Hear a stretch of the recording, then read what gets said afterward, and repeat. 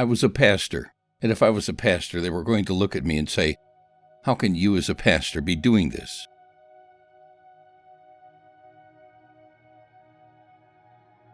I don't want anybody else to have to deal with what I've had to deal with. It has messed up many parts of my life. A trick from the person who's my adversary tells me that you can't ever recover. I'm here to say to you that you can expect recovery.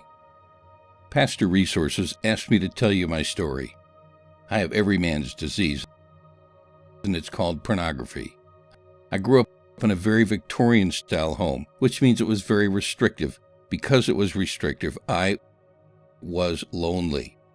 Loneliness is one of the greatest contributors to the addiction to pornography. According to my research, 68 to 78% of American males have a minor to a major addiction to pornography. It gets worse when we begin to look at the church. 63%, according to Barna Research, say of the American evangelical male have a minor to a major addiction to pornography. I thought in my mind that after I finished high school and got into college, and that if I got married, the addiction would be cured. I'm here to tell you that a marriage is not a cure to the addiction, because it didn't take care of the underlying problems that I had. All throughout marriage, my wife became aware that I had a problem, and she would continually catch me in various aspects of it. I was always into the print or the media aspects of it, and always with just one aspect of it, women. I'm ashamed of myself, but also proud that I am now in addiction recovery. A few months ago, about 6 months ago, my wife caught me yet again in my addiction. She looked at me and asked me with great sarcasm, "Did you enjoy that?"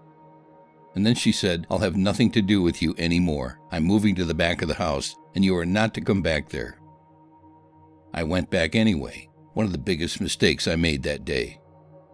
She looked at me and said, "There's no chance at all that I'm ever going to come back to you." I was so very devastated by the fact that my wife didn't want me. We were together for a very long time. I don't know if you can see my hair, but you can tell that I wasn't born yesterday, and we'd been married for a very long time. Losing her meant that I lost everything, and that was a very hard thing to learn. The first thing that I did was, I didn't understand when she said to me, "You don't understand how much this hurts me." I'm a male. I didn't understand it. I compartmentalized over here with her. Over here was my addiction. They didn't meet. I didn't understand her pain. And she said, "Don't you know how much this hurts me?" And I said, "No, I don't get it," because they weren't together. Now, my first step to recovery was, I said God in my night watch. When I would wake up in the middle of the night, I would say, "God, I need help. I really need help. I don't understand this pain. I don't understand what she's talking about." And I said, "God, will you show me this pain?" Biggest mistake I've made in my life. Sort of. Because a few weeks later, I was in the store getting a Christmas present, because where I worked, we were having a gift exchange. I liked going shopping because I could get what I wanted. But I was walking down the aisle when suddenly God sent wave after wave of pain on me. It was so intense that I could hardly see. The tears started rolling down out of my eyes. I walked out of the store, and fortunately the self-serve aisle had nobody in it. I was able to get out without anybody seeing me, with the tears running down my cheeks. To make a long story short, I didn't go to work. I went home and sat at the kitchen table with my head at the table and wept for I don't know how long. All I know is my wife said to me later, "You were being pretty dramatic, but this is a thing that I asked God to do." And I said, "The next time that I am tempted to go into viewing pornography and fall again, I want you to I give you permission to send me a wave of that pain." In the Celebrate Recovery group that I go to, it isn't so much what they do. It's what I learned from the other members of Celebrate Recovery. You know the old adage from the Old Testament, irons sharpen irons, to me, and tell me about their struggle.